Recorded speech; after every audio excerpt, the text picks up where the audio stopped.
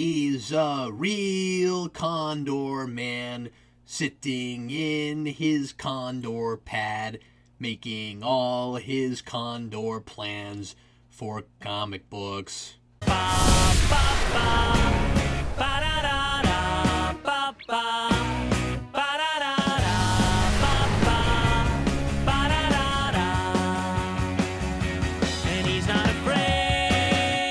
The following is an in-depth story analysis. If you haven't seen this film, you might want to before watching this review. Condorman is a really strange bird. Released in 1981, it's kind of Disney's answer to Superman, or at least Disney's attempt at capitalizing on the unexpected mammoth success of the Richard Donner film. Since then, Disney has obviously gotten a lot better at figuring out how to get their slice of the superhero pie. These days, when they want pie, they don't lay down $4 and settle for a piece, they just buy the whole pie. But way back then, before we had fewer superhero films than Bond movies, we got this bizarre fusion of genres, a story about an eccentric comic book artist turned super spy. It found its way on Siskel and Ebert's Worst of 1981 list, and then fell into obscurity, becoming yet another weird Disney cult classic along with the likes of Flight of the Navigator. It was somewhat difficult to find in the United States until Amazon made it available for an instant rental. I've been sitting on a Region 2 copy for several years now after one of our viewers, The Magpie's Nest, sent it to me all the way from Australia. I generally like to wait and put out an analysis just before a sequel or remake is about to come out, which is why I waited so long on this one. In 2012, Disney announced plans to reboot Condorman, but there hasn't been any word on the project since. It is a really interesting thing to note, though, that ever since Disney acquired Marvel, there's been renewed awareness of this film. There's been talk of folding Condorman into the Marvel Comics universe, which, given the premise, I can only imagine would require a complete overhaul, and there's even a rare Condorman wing glider power disc in Disney Infinity. I mean, really? That's Mr. Incredible wearing a Condorman glider. I never thought I'd see that. I have got to get my hands on one of those. That game just went up a point in coolness factor just for having the audacity to put something like that in a grab bag that costs $5 and that less than 5% of the people who have one would probably even recognize. Anyway, so having heard nothing about a Condorman remake in quite a while, I decided Magpie has waited long enough. Magpie, thanks for the movie, thanks for your patience. And now I shall do my level best to rip one of your favorite movies into only moderate-sized pieces. Condorman isn't unreviewable, but it feels like the critical equivalent of bullying the short kid. It's 35 years old, most people don't even know it exists. Folks that grew up with it and like Condorman see it as a charming, silly, harmless popcorn flick. It's a feel-good movie. It's the age-old, unlikely hero who saves the girl and gets her in the end story. It's not about anything deeper than that, and it doesn't have to be. It's dated, it hasn't aged real well, but that's okay. Almost 35 years later, that's part of the charm. And any review should stop right there, because all the corniness and the cliches are totally intentional. Or are they? This one's really tough because, on the one hand, it is a totally harmless movie. Comedy is in the eye of the beholder, and if you like this kind of slapstick and corny humor, it's a lighthearted hour and a half of escapist entertainment. It's silly enough to enjoy as a so-bad-it's-good sort of B-movie, and by the way, I am floored that Mystery Science Theater 3000 never got a hold of this, and I wonder if that's because Disney wouldn't have allowed it. But it's not so trippy or crude that it would be questionable for kids, like Cannibal the Musical, or even The Return of Captain Invincible. On the other hand, maybe the trouble is that I've seen too many of those that worked a lot better on that level. A movie like Captain Invincible knows it's ridiculous. I don't think Condorman is that self-aware, and I think it's trying too hard to be funny most of the time. When I am laughing, I think I'm laughing at it and not with it. Cards on the table, I like a lot of what the cult following seems to like about this movie. The offbeat and original premise, the gadgets and vehicles, and I'll even agree that Michael Crawford is likable in the lead role, even if I don't understand the character on the page in the slightest. But I think there are myriad missed opportunities to give Woody a real character arc, and I don't like that it seems to go out of its way to avoid natural character progression in favor of a typical and melodramatic romance, which frankly would be a lot less typical if it took those opportunities. If you've seen this movie, you might be thinking, lighten up, Cap, it's a farce and it's doing all that on purpose. But I'm not so sure. The best way I can describe my feelings after finishing this movie are dazed, mildly amused, and then immediately confused. It's absolutely baffling to me that a movie like this could possibly come together the way it did. At best, it's a really interesting study in counterintuitive movie making. I have similar issues with this film as I had with The Spirit. I'm not sure what it's trying to be or if it even knows. Condorman never crosses the line from cliché to preposterous often and far enough. Sometimes I don't know if it's aping spy and superhero tropes or if it's embracing them. There's about 25 minutes of a really quirky, unusual, out there romp, and the rest of it just doesn't work at all. Woody Wilkins is a successful comic book artist known for books like Zowie, which he likes to say when he's really excited, and I like that, and Gopher Boy. He's about to unveil his new mainstream all-American superhero Condorman, which he hopes will have a similar appeal to Superman, but he feels there's an untapped niche for an international superhero. So he visits his friend Harry in Paris, who just happens to work for the CIA. Harry says that Woody is totally out of touch with reality. Woody insists on trying out everything he puts in his comics in real life out of some sort of vague responsibility to deliver realism to the children who read his books. In explaining the importance of this to Harry, he says, Condorman is American. His word is his bond, implying that Condorman is the embodiment of his own values, and he doesn't want to lie to the kids, even though, of course, fiction is inherently a lie. I figure his only responsibility to the kids would be maybe to provide good role models they could look up to. Is he afraid some kid might put on a pair of wings and jump off his roof, so he's got to build a full-blown Condorman outfit and try it himself? Like that kid is going to have access to this state-of-the-art glider system? Woody puts a lot of typically goofy and far-fetched stuff in his comics. Toward the end, Natalia calls him a dreamer, but he's obsessed with realism. I don't get that. Does he really think he has some sort of duty to deliver realism in his books, or is it more about his fulfilling his own fantasies? Maybe the idea is supposed to be that he writes comics because it's the closest he can get to the adventurous lifestyle he wishes he had, and he's trying everything he can in real life to get closer to making it real for himself. But the movie is totally ambiguous on this point, and it serves as an excuse to contrive a situation where all the stuff he draws can be built in reality, when it would have been just as easy to actually give him a break from reality and have him playing out those fantasies for real, because he wishes he really was Condorman. That certainly already seems to be the case here. He's acting out a scene where he goes to rescue a damsel in distress while he's testing his glider at the beginning.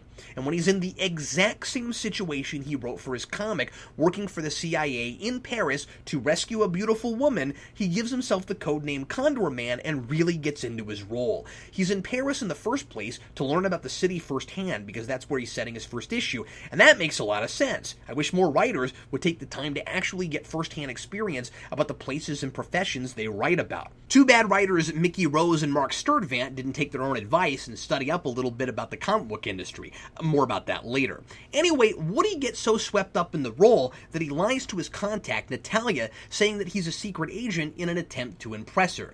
And then he proceeds to get really lucky and take out a whole bunch of bad guys with a suitcase. So she buys it and seems to already be really into him because of his mad suitcase foo. That's a tip for you, gentlemen. Girls are wild about men who know how to handle a suitcase.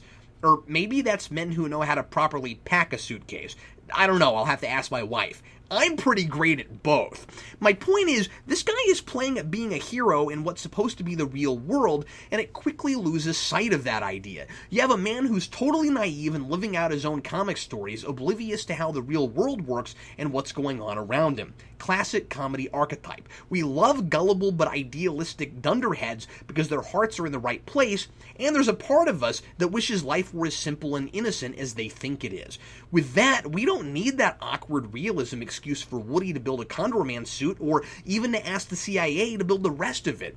He's tired of just writing about superheroes. At least at first, it seems like he wants to be one.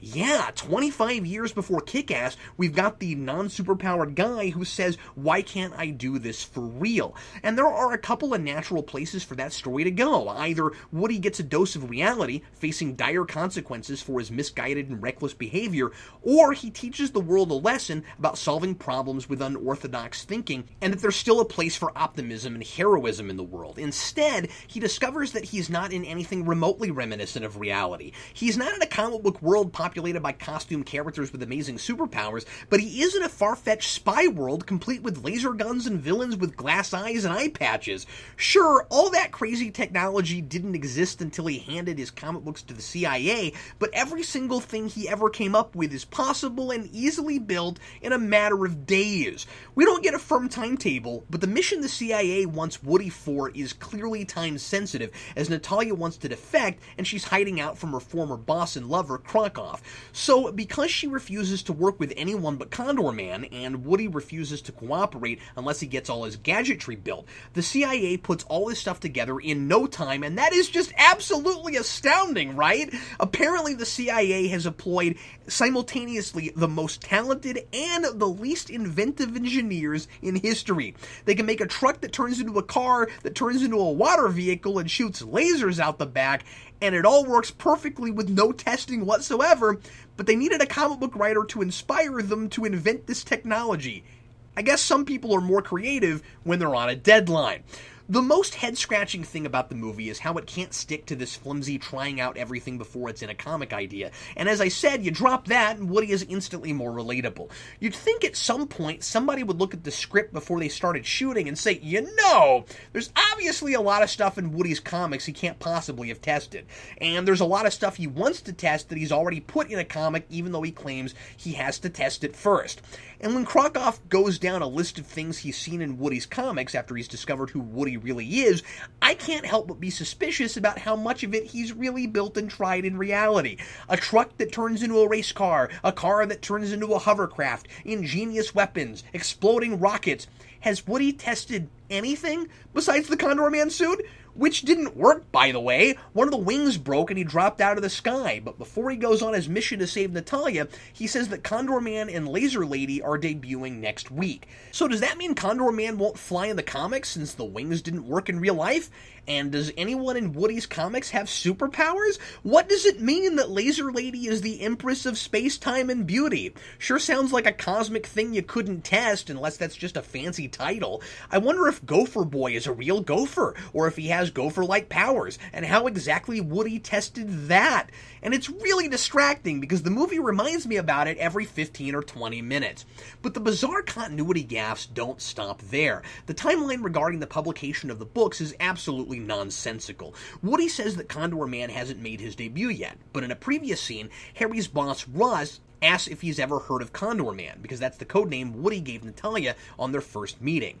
Now, you'd think Harry's response would be, how could you have possibly ever heard of that character? But what he says is, that's what we call a comic book character. What? And then the scene tries to play it for laughs that Harry thinks Russ thinks Condorman is real. But it doesn't work at all because from Harry's perspective, there's no reason Russ should have heard of Condorman. And later, Woody's real profession is revealed to Natalia when several children show her Laser Lady comic books. Woody based Laser Lady on her, but it hasn't been published yet. Or at least it shouldn't have been if the whole reason he's going on this mission is so he can test the stuff that's in those books. And if those sorts of plot inconsistencies were the only weirdness I had to contend with, but these characters were well defined, what they did made sense, and I liked them, the whole thing would be salvageable. But I don't get Woody at all. Again, the performance is fun. It's kind of like seeing Bob from Sesame Street as a super spy, but his characterization is all over the place. He's really gung-ho about getting to be a spy, to the point where he does the cliche Cagney trenchcoat bit and embarrasses Harry. He stops a whole bunch of thugs with a suitcase, totally by luck, and instead of being freaked out and in over his head as you'd expect, he keeps up the completely unbelievable story that he does this sort of thing all the time. And Natalia buys it because, well, she doesn't make a lot of sense either. But when Harry and Russ ask him to go back in the field because Natalia won't trust anybody but him, he's afraid he'll get killed and he doesn't want to do it. I didn't get even a faint whiff of terror off of him in the last scene, and why should he have been afraid? The whole world revolves around him. Nothing hurts this guy. He had the exact opposite of a shattering disillusionment. He should be jumping off more buildings now, secure in the knowledge that he really is starring in his own comic book and that everything will work out in the end. It happens throughout the entire movie. My favorite example is when he and Harry get shot at in the Alps. They drop 100 feet or more out of the air and are perfectly fine because the snow breaks their fall. And you might be thinking, well, maybe the laws of physics are kind of cartoony in this universe.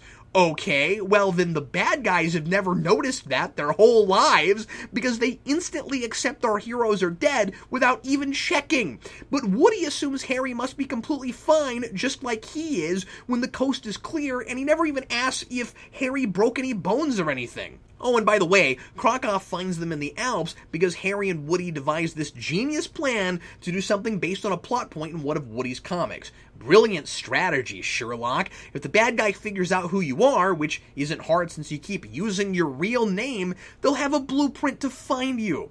Anyway, I suspect what was intended by this vague and hobbled-together script was different than what Michael Crawford communicates in the first scene with Natalia, because he suddenly seems to have had this dose of reality that I didn't see, and yet he's still willing to go through with it if the CIA will spend insane amounts of money to create all his Condorman gear. He even cares more about that than he does helping the girl he can't get his mind off of and has been drawing ever since he got back, even when he knows it's Natalia who needs rescuing. He still won't help without his gear being built.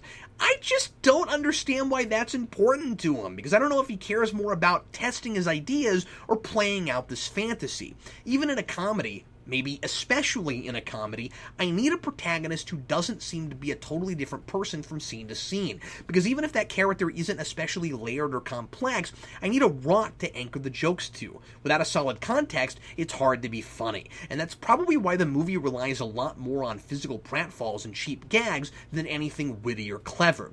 Woody mentions American values, that Condorman stands for truth, but I don't know what Woody's values are. If he's supposed to be a Superman-level idealist, it's certainly odd that he spends most of the movie trying to deceive people with ridiculous codenames and goofy disguises, and he doesn't even seem particularly adverse to shooting people. You'd think a guy who cares so much about affecting impressionable children might be at least a little adverse to violence, but he uses a gun disguised as a cane and shoots a bunch of henchmen. The gun doesn't work right and shoots all over the place, yeah, but he doesn't seem to mind that he shot anyone because it's all about a slapstick gag. And that's what's maddening about trying to talk about this movie on a story level. Everything is an excuse for a gag in the moment. The movie doesn't want me to question what kind of person Woody is. It wants me to laugh at a cane that keeps randomly firing on its own. Don't raise an eyebrow when Natalia walks up to him without hesitation and isn't even remotely afraid the cane might fire again. She's a main character. She's immune to prop gag death. I'm sure it also doesn't want me to notice that Woody is completely responsible for this entire situation just because he wanted to play spy. Because it's all just a stage to give us a bunch of cool toys to play with, which we don't get to see nearly often enough. If Woody hadn't claimed he was a secret agent, Krakow wouldn't have gotten angry with Natalia for revealing herself to an American spy. He wouldn't have ominously threatened her with re-education, and she wouldn't have defected. The girl Woody is in love with is in all this danger because of him, and in the third act, when he vows to save her even after the CIA tries to recall him from his mission, it's just generically because he's in love. No mention of how he's got to clean up his own mess or anything. This is the closest thing he has to an opportunity for change. I guess his character arc is that he becomes a hero because he's in it to save the girl instead of just seeing his cool gadgets come to life. And okay, so he gets a little more selfless, I guess, but I don't like that he never has to face any consequences for putting Natalia in danger in the first place, and that he's rewarded for his juvenile behavior. I'm sure Natalia appreciates the opportunity to defect. Krakow is a sadistic megalomaniac and willing to kill her for any transgression at all, but that doesn't make what Woody did any less careless or idiotic.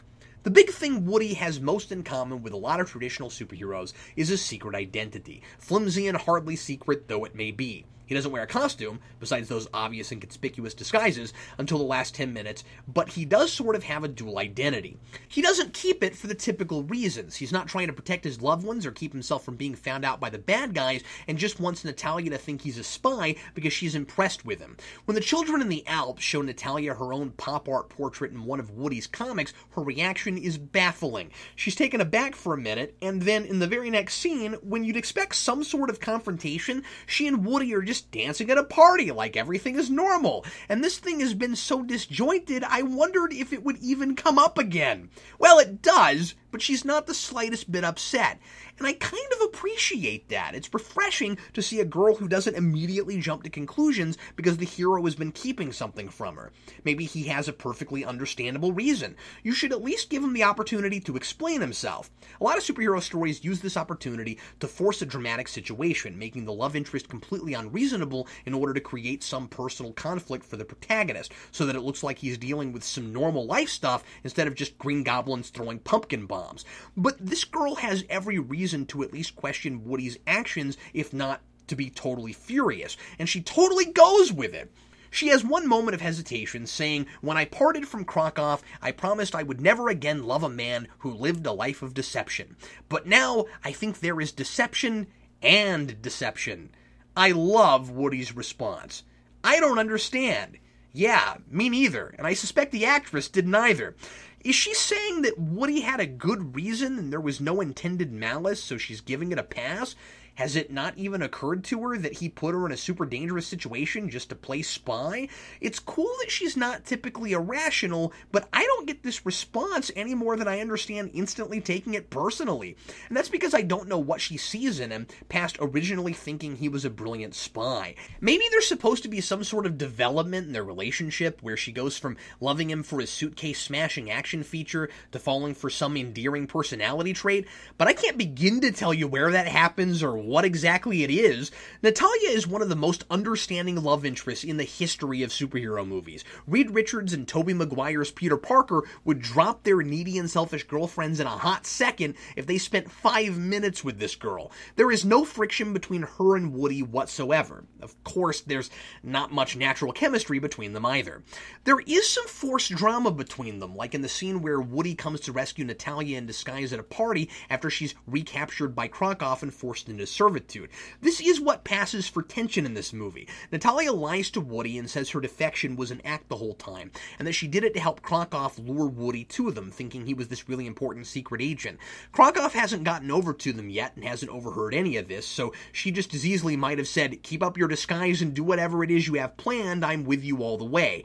Because then Krakow does walk over, looking suspicious, or just generally sinister. I don't think his face is physically capable of making any other expression, but he doesn't recognize Woody. As he walks away, Natalia says, "I'll bring the dip, you bring the Dostoevsky," referring to Woody's earlier line when the movie was trying really hard to make me find them cute together, to tip him off that she didn't mean anything she just said, and she's still on his side. So that whole scene is totally pointless, just there to give Woody a reason to look all sad and crushed for the 5 seconds she's putting that act on when they were totally alone and she could have said anything to him. I think a lot of this carelessness and characterization may come oddly from the movie's attitude toward comic books, which is really telling of the general consensus in the mainstream about what comics were and who they were for at the time. And I think that's where this film becomes a really interesting cultural study. The people who put this together clearly don't understand the medium they're writing about. These writers don't seem to know the difference between cartoons and comics, and those terms are frequently used interchangeably. When Harry is explaining the concept of a comic book character to Russ, he lumps Superman in with Daffy Duck. Now, sure, both are in comics as well as cartoons, but the general attitude seems to be that comics are always silly, throwaway stories, and that quirky man-children like Woody are what all comic book creators are like. There's nothing to indicate that Woody isn't supposed to be representative of the whole industry.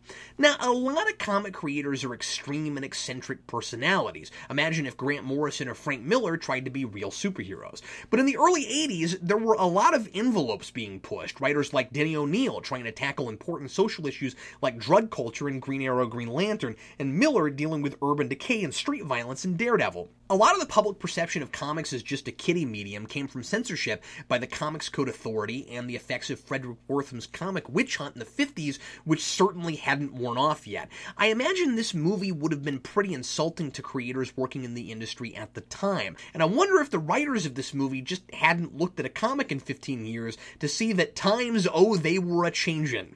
Woody himself, who is a Simonson-esque writer-artist, doesn't even know what city Superman operates out of. He says he didn't set Condorman in New York because Superman has that covered. I get the strange feeling that somebody saw the Superman movie, remembered the Statue of Liberty there, and forgot that the name of that city was Metropolis. Marvel was well established by this point. If they'd done their homework, Woody could have made his point a lot more effectively by mentioning just how many of their heroes operate out of New York. Also, the opening sequence establishes this hokey cartoon tone with an animated bumbling Condorman flying all over the real Paris, and I'll give it props for trying a little animation on top of real footage 7 years before Roger Rabbit. He's crashing into things and even doing the goofy wahoo.